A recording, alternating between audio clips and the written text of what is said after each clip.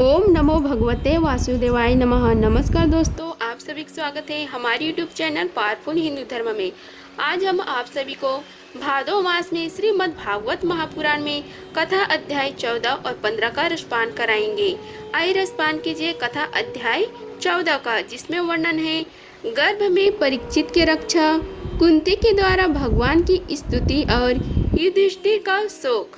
श्री सूत जी महाराज कहते हैं कि इसके बाद पांडव श्री कृष्ण के साथ जलांजलि के इच्छुक मरे हुए सूरजनों का तर्पण करने के लिए स्त्रियों को आगे करके गंगा तट पर गए। वहां उन सब ने मृत बंधुओं को जलदान दिया और उनके गुणों को स्मरण करके बहुत विलाप किया। तदंतर भगवान के चरण कमलों की धूल से पवित्र गंगा जल में पुनः स्नान किया। वहां अपने भाइयों के साथ कुरुपति महाराज युधिष्ठिर, धृतराष्ट्र पुत्र शोक से व्याकुल, गंधारी, कुंती और द्रौपदी सब बैठकर मरे हुए स्वजनों के लिए शोक करने लगे। भगवान श्री कृष्ण के धौम्यादि मुनियों के साथ उनको सांत्वना दी और समझाया कि संसार के सभी प्राणी काल के अधीन हैं, मौत से किसी को कोई बचा नहीं सकता। इस प्रकार भगवान श्री कृष्ण के अजात शत्रु महाराज युधिष्ठिर को उनका वह राज्य जो धूर्तनों ने छल से छीन लिया था वापस दिलाए तथा द्रौपदी के केशों का स्पर्श करने से जिनकी आयु क्षुण्ण हो गई थी उन दुष्ट राजाओं का वध कराया। साथ ही युधिष्ठिर के द्वारा उत्तम सामग्रियों से तथा पुरोहितों से 3 अश्वमेध यज्ञ कराए। इस प्रकार युधिष्ठिर के पवित्र यश को 100 यज्ञ कराने वाले इंद्र के यश की तरह सब ओर फैला दिया। इसके बाद भगवान श्री कृष्ण ने वहां से जाने का विचार किया। उन्होंने इसके लिए पांडवों से विदा ली और व्यास आदि ब्राह्मणों का सत्कार किया। उन लोगों ने भी भगवान का बड़ा ही सम्मान किया। तदंतर सात्विक और उद्धव के साथ द्वारका जाने के लिए वे रथ पर सवार हुए। उसी समय उन्होंने देखा कि उत्तरा भय से विहल होकर सामने दौड़े चली आ रही है। उत्तरा ने कहा, हे देवादिदेव जगदीश्वर, आप महायोगी हैं, आप मेरी रक्षा कीजिए, रक्षा कीजिए।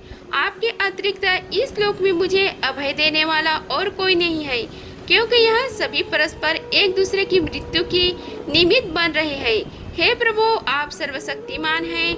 यह दहकते हुए लोहे का बाण मेरी ओर दौड़े आ रहा है। हे स्वाभिमान, यह मुझे भले ही जला डाले परंतु मेरे गर्भ को नष्ट न करे, ऐसी कृपा कीजिए। श्री सूत जी कहते हैं कि भक्तवत्सल भगवान श्री कृष्ण उसके बाद सुनते ही जान गए कि अश्वत्थामा ने पांडवों के वंश को निर्वीज करने के लिए ब्रह्मास्त्र का प्रयोग किया है। सनक जी, उसी समय पांडवों ने भी देखा कि जलते हुए 5 प्राण हमारी ओर आ रहे हैं, इसलिए उन्होंने भी अपने अपने अस्त्र उठा ले। सर्वशक्तिमान भगवान श्री कृष्ण ने अपने अन्यन प्रेमियों पर, शरणागत भक्तों पर बहुत बड़ी विपत्ति आई जानकर अपने निज अस्त्र सुदर्शन चक्र से उन निज जनों की रक्षा की। योगेश्वर श्री कृष्ण समस्त प्राणियों के हृदय में विराजमान है। उन्होंने उत्तरा की गर्भ को पांडवों की वंश परंपरा चलाने के लिए अपनी माया के कवच से ढक दिया। हे सनक जी, यद्यपि ब्रह्मास्त्र अमोघ है और उसके निवारण का कोई उपाय भी नहीं है, फिर भी भगवान श्री कृष्ण की तेज के सामने आकर वह शांत हो गया। यह कोई आश्चर्य की बात नहीं समझनी चाहिए, क्योंकि भगवान तो सर्वस्वमय है। वे ही अपनी निःशक्ति माया से स्वयं अजन्म होकर भी इस संसार की सृष्टि, रक्षा और संहार करते हैं। जब भगवान श्री कृष्ण जाने लगे तब ब्रह्मास्त्र की ज्वाला से मुक्त अपने पुत्रों के और द्रौपदी के साथ सती कुंती भगवान श्री कृष्ण की इस प्रकार स्तुति की।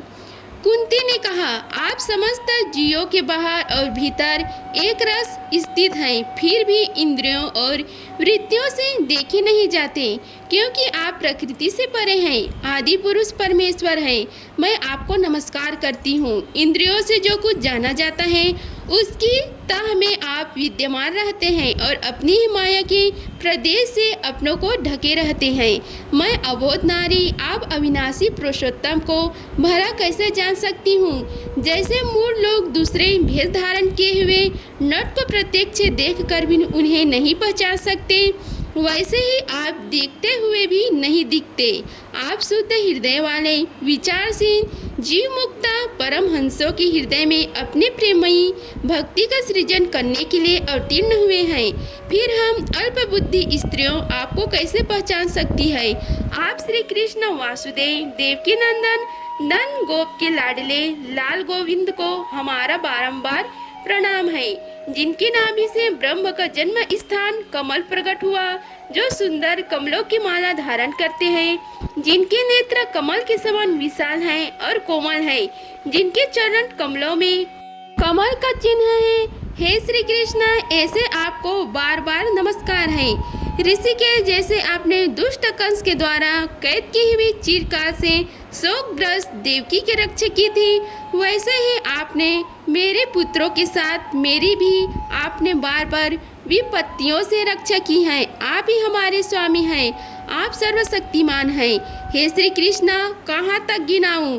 विष से लक्षागृह की भयानक आग से हिडिंब आदि राक्षसों की दृष्टि से, दुष्टों की धूत सभा से, वनवास की विपत्तियों से और अनेक बारह के युद्धों में अनेक महारथियों के शास्त्रों से और अभी अभी इस अवस्थामा के ब्रह्मास्त्र से भी आपने ही हमारी रक्षा की है। जगत गुरु, हमारे जीवन में सर्वदा पद पद पर विपत्ति आती रहे, क्योंकि विपत्ति में ही निश्चित रूप से आपका दर्शन हुआ करते हैं और आपके दर्शन हो जाने पर फिर जन्म मृत्यु के चक्कर में नहीं आना पड़ता। ऊंचे कुल में जन्मे, ऐश्वर्य विद्या और संपत्ति के कारण जिसका घमंड बढ़ रहा है, वह मनुष्य तो आपका नाम भी नहीं ले सकता, क्योंकि आप तो उन लोगों को दर्शन देते हैं जो अकिंचन है। आप निर्धनों के परम धन हैं। माया का प्रपंच आपका स्पर्श भी नहीं कर सकता। आप अपने आप में ही विहार करने वाले परम शांत स्वरूप हैं। आप ही कैवल्य मोक्ष के अधिपति हैं। आपको मैं बारंबार नमस्कार करती हूँ। मैं आपको अनादि अनंत सर्वव्यापक सबके नियंता काल रूप परमेश्वर समझती हूँ। संसार के समस्त पदार्थ और प्राणी आपसे में ही टकराकर विषमता के कारण परस्पर विरुद्ध हो रहे हैं, परंतु आप सबके समान रूप से विचार रहे हैं। हे भगवान, आप जब मनुष्य की लीला करते हैं तब आप क्या करना चाहते हैं, यह कोई नहीं जानता। आपका कभी कोई न प्रिय है और न अप्रिय। आपके संबंधों में लोगों की बुद्धि विषम हुआ करती है। आपके विश्व के आत्मा हैं। आप विश्व रूप हैं। ना आप जन्म लेते हैं और ना कर्म ही करते हैं। फिर भी पशु पक्षी मनुष्य ऋषि जलचर आदि में आप जन्म लेते हैं और उन योनियों के अनुरूप दिव्य कर्म भी करते हैं। यह आपकी लीला ही तो है। जब बचपन में आपने दूध की मटकी फोड़कर यशोदा मैया को घींचा दिया था और उन्होंने आपको बांधने के लिए हाथ में रस्सी ली थी, तब आपकी आंखों में आंसू छलक आए थे। जल कपोलों पर बह चला था। नेत्र चंचल हो रहे थे और भय की भावना से अपने अपने मुख को नीचे की ओर झुका लिया था। आपकी उस दशा का लीला छबिया का ध्यान करके मैं मोहित हो जाती हूँ। भला जिससे भय भी भय मानता है, उसकी यह दशा आपने अजन्मा होकर भी जन्म क्यों लिया है, इसका कारण बतलाते हुए कोई महापुरुष यो कहते हैं कि ऐसे मलाई चल की कृति का विस्तार करने के लिए उसमें चंदन प्रकट होता है, वैसे ही अपने प्रिय भक्त पूर्ण श्लोक राजा यदु की कृति का विस्तार करने के लिए ही आपने उनके वंश में अवतार ग्रहण किया है। लोग यो कहते हैं कि वासुदेव और देवकी ने पूर्व जन्म में सुतपा और त्रिश्री के रूप में आपसे यही वरदान प्राप्त किया था, इसलिए आप अजन्मा होते हुए भी जगत के कल्याण और दैत्यों के नाश के लिए उनके पुत्र बने। कुछ और लोग यो कहते हैं कि यह पृथ्वी दैत्यों के अत्यंत भार से समुद्र में डूबते हुए जहाज की तरह डगमगा रही थी, पीड़ित हो रही थी। तब ब्रह्म की प्रार्थना से उसका भार उतारने के लिए ही आप प्रकट हुए हैं। कोई महापुरुष यो कहते हैं कि जो लोग इस संसार में अज्ञान, कामना और कर्मों के बंधन में जकड़े हुए पीड़ित हो रहे हैं, उनके लोगों के लिए श्रवण और स्मरण करने योग्य लीला करने के विचार से ही आपने अवतार ग्रहण किया है। भक्तजन बार बार आपके चरित्र का श्रवण, गान, कीर्तन एवं स्मरण करके आनंदित होते रहते हैं। वे ही अविलंब आपके उस चरण कमल का दर्शन कर पाते हैं जो जन्म मृत्यु के प्रभाव को सदा के लिए रोक देते हैं। भक्तवत्सल कल्प तरु प्रभु, क्या अब आप अपने आश्रित और संबंधी हम लोगों को छोड़कर जाना चाहते हैं? आप जानते हैं कि आपके चरण कमलों के अतिरिक्त हमें और किसी का सहारा नहीं है। पृथ्वी के राजाओं को तो हम यूं ही विरोधी हो गए हैं। जैसे जीव के बिना इंद्रिय शक्तिहीन हो जाती है, वैसे ही आपके दर्शन बिना यदुवंशियों को और हमारे पुत्र पांडवों के नाम तथा रूप का अस्तित्व ही क्या रह जाता है।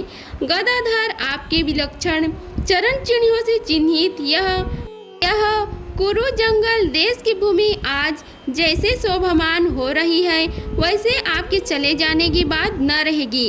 आपकी दृष्टि के प्रभाव से ही यह देश पकी हुई फसल तथा लता वृक्षों से समृद्ध हो रहा है। ये वन, पर्वत, नदी और समुद्र भी आपकी दृष्टि से वृद्धि को प्राप्त हो रहे हैं। आप विश्व के स्वामी हैं, विश्व के आत्मा है और विश्व रूप है। यदुवंशी और पांडवों में मेरी बड़ी ममता हो गई है। आप कृपा करके स्वजनों के साथ जोड़े हुए इस स्नेह की दृढ़ फांसी को काट दीजिए।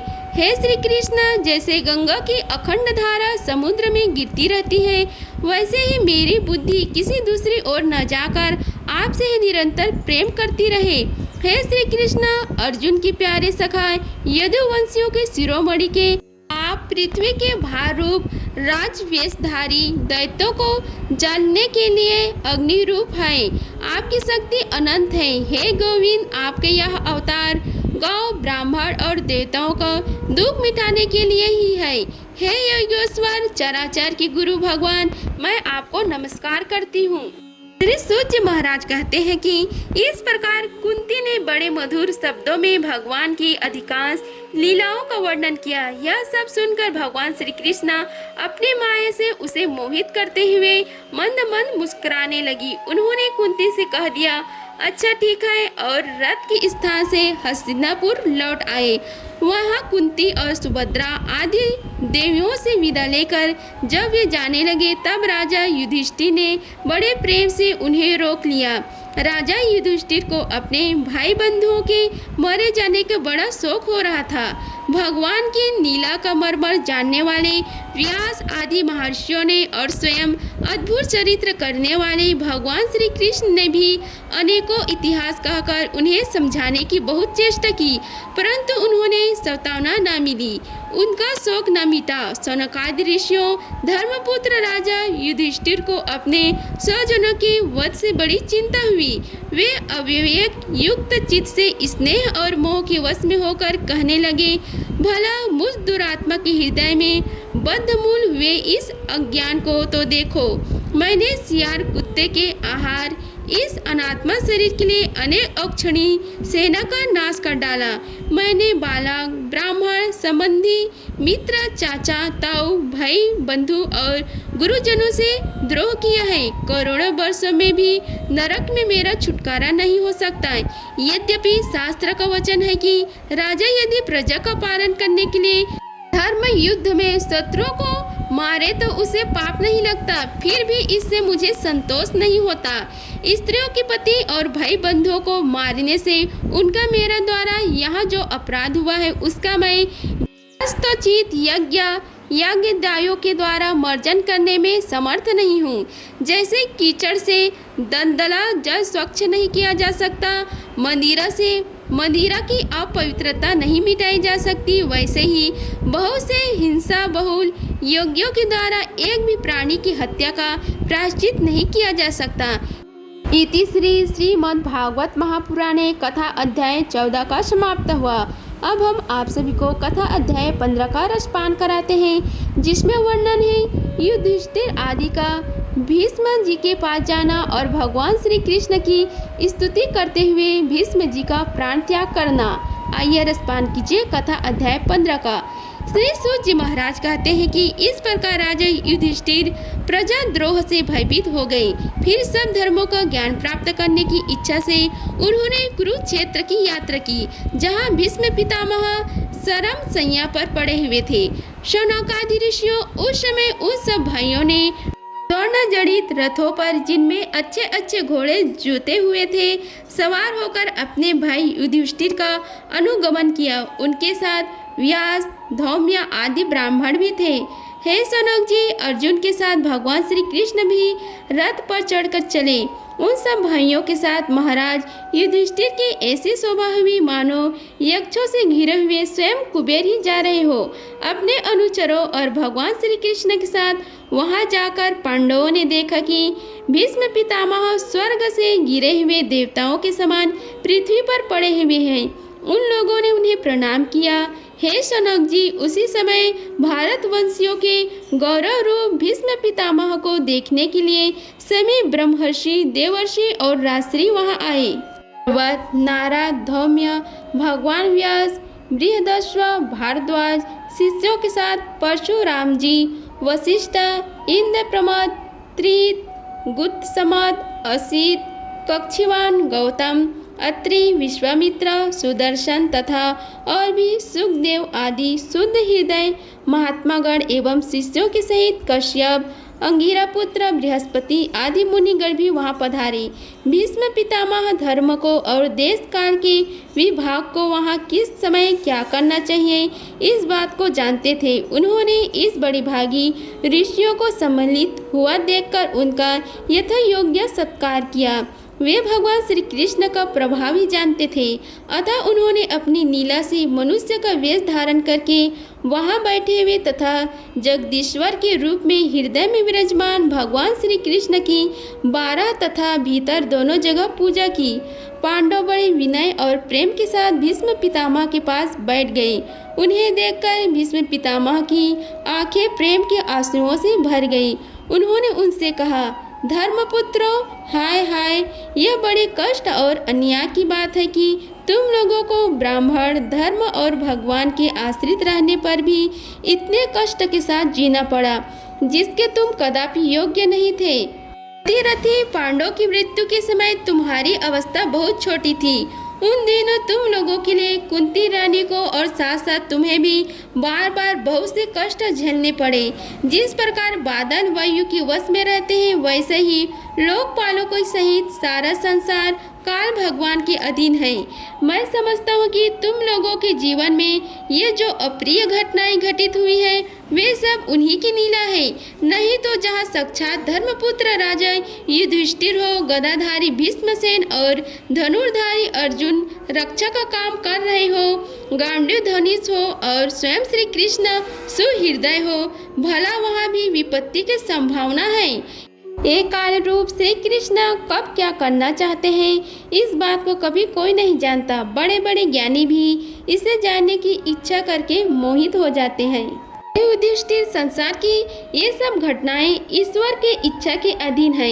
उसी का अनुसरण करके तुम इस अनाथ प्रजा का पालन करो, क्योंकि अब तुम ही इसके स्वामी और इसे पालन करने में समर्थ हो। ये श्री कृष्ण साक्षात भगवान है। ये सबके आदि कारण और परम पुरुष नारायण है। अपनी माया से लोगों को मोहित करते हुए ये यदुवंशियों में छिप कर लीला कर रहे हैं। इनका प्रभाव अत्यंत गूढ़ एवं रहस्यमय है। हे युधिष्ठिर, उसे भगवान शंकर, देवर्षि नारद और स्वयं भगवान कपिल ही जानते हैं, जिन्हें तुम अपना ममेरा भाई, प्रिय मित्र और सबसे बड़ा हितु मानते हो तथा जिन्हें तुमने प्रेमवश अपना मंत्री, दूत और सारथी तक बनाने में संकोच नहीं किया, वे स्वयं परमात्मा हैं। इन सर्व आत्मा समदर्शी, अद्वितीय, अहंकार रहित और निष्पाप परमात्मा में उन ऊंचे नीचे कार्यों के कारण कभी किसी प्रकार की विषमता नहीं होती। हे युधिष्ठिर, इस प्रकार सर्वत्र सम होने पर भी देखो तो सही, वे अपने अन्य प्रेमी भक्तों पर कितनी कृपा करते हैं। यही कारण है कि ऐसे समय में जबकि मैं अपने प्राणों का त्याग करने जा रहा हूँ, इन भगवान श्री कृष्ण ने मुझे साक्षात दर्शन दिए हैं। भगवत परायण योगी पुरुष भक्ति भाव से इनमें अपना मन लगाकर और वाणी से इनके नाम का कीर्तन करते हुए शरीर का त्याग करते हैं और कामनाओं से तथा कर्म के बंधन से छूट जाते हैं। वे ही देव भगवान अपने प्रसन्न हास्य और रक्त कमल के समान अरुण नेत्रों से उल्लासित मुख वाले चतुर्भुज रूप से जिसका और लोगों के केवल ध्यान में दर्शन होता है, तब तक यही स्थित रहकर प्रतीक्षा करें जब तक मैं इस शरीर का त्याग न कर दूं। सूत जी कहते हैं कि युधिष्ठिर ने उनकी यह बात सुनकर सरसैया पर सोए हुए भीष्म पितामह से बहुत से ऋषियों के सामने ही नाना प्रकार के धर्मों के संबंध में अनेक रहस्य पूछे। तब तत्ववेता भीष्म पितामह ने वर्ण और आश्रम के अनुसार पुरुष के स्वाभाविक धर्म और वैराग्य तथा राग के कारण विभिन्न रूप से बतलाए हुए निवृत्ति और प्रवृत्ति रूप दिवत धर्म, दान धर्म, राजधर्म, मोक्ष धर्म, स्त्री धर्म और भागवत धर्म, इन सब का अलग अलग संक्षेप और विस्तार से वर्णन किया। हे शौनक जी, इनके साथ ही धर्म, अर्थ, काम और मोक्ष इन चारों पुरुषार्थों का तथा इनकी प्राप्ति के साधनों का अनेक उपख्यान और इतिहास सुनाते हुए विभागस वर्णन किया। भीष्म पितामह इस प्रकार धर्म का प्रवचन कर ही रहे थे कि वह उत्तरायण समय आ पहुँचा, जिसे मृत्यु को अपने अधीन रखने वाले भागवत परायण योगी लोग चाहा करते हैं। उस समय हजारों रथियों के नेता भीष्म पितामह ने वाणी का संयम करके मन को सब ओर से हटाकर अपने सामने स्थित आदि पुरुष भगवान श्री कृष्ण में लगा दिया। भगवान श्री कृष्ण के सुंदर चतुर्भुज विग्रह पर उस समय पीताम्बर पहरा रहा था। भीष्म जी की आंखें उसी पर एकटक लग गई। उनको शस्त्रों की चोट से जो पीड़ा हो रही थी वह तो भगवान के दर्शन मात्र से ही तुरंत दूर हो गई तथा भगवान की विशुद्ध धारण से उनके जो कुछ अशुभ शेष थे वे सभी नष्ट हो गए। अब शरीर छोड़ने के समय उन्होंने अपनी समस्त इंद्रियों के वृत्ति विलास को रोक दिया और बड़े प्रेम से भगवान की स्तुति की। भीष्म जी ने कहा, अब मृत्यु के समय मैं अपनी यह बुद्धि जो अनेक प्रकार के साधनों का अनुष्ठान करने से अत्यंत शुद्ध एवं काम रहित हो गई है, यदुवंशी शिरोमणि अनंत भगवान श्री कृष्ण के चरणों में समर्पित करता हूँ, जो सदा सर्वदा अपने आनंदमय स्वरूप में स्थित रहते हुए भी कभी विहार करने की लीला करने की इच्छा से प्रकृति को स्वीकार कर लेते हैं, जिसे यह सृष्टि परंपरा चलती है, जिनका शरीर त्रिभुवन सुंदर एवं श्याम मान के समान सांवला है, जिस पर सूर्य रश्मियों के समान श्रेष्ठ पीताम्बर लहराता रहता है और कमल सदृश मुख पर घुंघराली अलग के लटकती रहती है, उन अर्जुन सका श्री कृष्ण मेरी निष्कपट प्रीति हो। मुझे युद्ध के समय की उनकी वह विलक्षण छवि याद आती है। उनके मुख पर लहराते हुए घुंघराले बाल घोड़ों की टपाट की धूल से मटमैले हो गए थे और पसीने की छोटी छोटी बूंदें शोभामान हो रही थी। मैं अपने तीखे प्राणों से उनकी त्वचा को बीध रहा था। उन सुंदर कवच मंडित भगवान श्री कृष्ण के प्रति मेरा शरीर अंतःकरण और आत्मा समर्पित हो जाए। अपने मित्र अर्जुन की बात सुनकर जो तुरंत ही पांडव सेना और कौरव सेना के बीच में अपना रथ ले आए और वहां स्थित होकर जिन्होंने अपनी दृष्टि से ही शत्रु पक्ष के सैनिकों की आयु छीन ली, उन पार्थ सखा भगवान श्री कृष्ण मेरी परम प्रीति हो। अर्जुन ने जब दूसरों के कौरवों की सेना के मुखिया हम लोगों को देखा तब पाप समझकर वह अपने स्वजनों के वध से विमुख हो गया। उस समय जिन्होंने गीता के रूप में आत्मविद्या का उपदेश करके उसके समय की अज्ञान का नाश कर दिया, उन परम पुरुष भगवान श्री कृष्ण के चरणों में मेरी प्रीति बनी रहे। मैंने प्रतिज्ञा कर ली थी कि मैं श्री कृष्ण को शस्त्र ग्रहण कराकर छोड़ूंगा। उसे सत्य एवं ऊंची करने के लिए उन्होंने अपनी शस्त्र ग्रहण न करने की प्रतिज्ञा तोड़ दी। उस समय वे रथ से नीचे कूद पड़े और सिंह जैसे हाथी को मारने के लिए उस पर टूट पड़ता है, वैसे ही रथ का पहिया लेकर मुझ पर झपट पड़े। वे इतने वेग से दौड़े कि उनके कंधों का दुपट्टा गिर गया और पृथ्वी कांपने लगी। मुझ अतीत यानी तीखे बाण मार मार कर उनके शरीर का कवच तोड़ डाला था, जिससे सारा शरीर लहूलुहान हो रहा था। अर्जुन को रोकने पर भी वे बलपूर्वक मुझे मारने के लिए मेरी ओर दौड़े आ रहे थे। वे ही भगवान श्री कृष्ण, जो ऐसा करते हुए भी मेरी प्रति अनुग्रह और भक्त वत्सल से परिपूर्ण थे। मेरे एकमात्र आश्रित हो, गति हो। अर्जुन के रथ की रक्षा में सावधान। जिन श्री कृष्ण के बाएं हाथ में घोड़े की रास थी और दाहिने हाथ में चाबुक, इन दोनों की शोभा से उस समय जिनकी अपूर्व छवि बन गई थी तथा महाभारत युद्ध में मारने वाले वीर जिनकी इस छवि का दर्शन करते रहने के कारण स्वरूप मोक्ष को प्राप्त हो गए, उन्हीं पार्थ सारथी भगवान श्री कृष्ण में मुझ में मरण सन्न की परम प्रीति हो। उनकी लटकीने सुंदर चाल, हाव भाव युक्त चेष्टाएं, मधुर मुस्कान और प्रेम भरी चितवन से अत्यंत सम्मानित गोपियां रासलीला में उनके अर्थ ध्यान हो जाने पर प्रेमोन्मद भाव से मतवाली होकर जिनकी लीलाओं का अनुकरण करके तन्मय हो गई थी, उन्हीं भगवान श्री कृष्ण में मेरा परम प्रेम हो। जिस समय युधिष्ठिर का राजसूय यज्ञ हो रहा था, मुनियों और बड़े बड़े राजाओं से भी भरी हुई सभा में सबसे पहले सबकी ओर से इन्हीं सबके दर्शने भगवान श्री कृष्ण की मेरी आंखों के सामने पूजा हुई थी। वे ही सबके आत्मा प्रभु आज इस मृत्यु के समय मेरे सामने खड़े हैं। जैसे एक ही सूर्य अनेक आँखों से अनेक रूपों में दिखते हैं, वैसे ही अजन्मा भगवान श्री कृष्ण अपने ही द्वारा रचित अनेक सारथियों के हृदय में अनेक रूप से जान पड़ते हैं। वास्तव में तो वे एक और सबके हृदय में विराजमान ही है। उन्हीं इन भगवान श्री कृष्ण को मैं भेद भ्रम से रहित होकर प्राप्त हो गया हूँ। सूर्य कहते हैं, इस प्रकार भीष्म पितामह ने मन, वाणी और दृष्टि की वृत्तियों से आत्मस्वरूप भगवान श्री कृष्ण के अपने आप को लीन कर दिया। उनके प्राण वही विलीन हो गए और वे शांत हो गए। उन्हें अनंत ब्रह्म में लीन जानकर सब लोग वैसे ही चुप हो गए। जैसे दिन के बीत जाने पर पक्षियों का कलरव शांत हो जाता है, उस समय देवता और मनुष्य नगारे बजाने लगे। साधु स्वभाव के राजा उनकी प्रशंसा करने लगे और आकाश से पुष्पों की वर्षा होने लगी। सनक जी युधिष्ठिर ने उनके मृत शरीर की अति चेष्टि क्रिया कराई और कुछ समय के लिए वे शोक मग्न हो गए। उस समय मुनियों ने बड़े आनंद से भगवान श्री कृष्ण के उनके रहस्यमय नाम लेकर स्तुति की। इसके पश्चात अपने हृदय को श्री कृष्णमय मानकर वे अपने अपने आश्रम को लौट गए। तदंतर भगवान श्री कृष्ण के साथ युधिष्ठिर हस्तिनापुर चले आए और उन्होंने वहां अपने चाचा धृष्टराज और तपस्विनी गांधारी को ढाढ़स बधाया। फिर धृष्टराज की आज्ञा और भगवान श्री कृष्ण की अनुमति से सामर्थ्य राजा युधिष्ठिर अपने वंश परंपरागत साम्राज्य का धर्मपूर्वक शासन करने लगे। इति श्री महाभागवत कथे महापुराणे 15वां अध्याय समाप्त हुआ। अगर आप सभी को हमारी वीडियो अच्छी लगी होगी तो वीडियो को लाइक कीजिए, चैनल को सब्सक्राइब कीजिए और कमेंट बॉक्स में ओम नमो भगवते वासुदेवाय लिखें।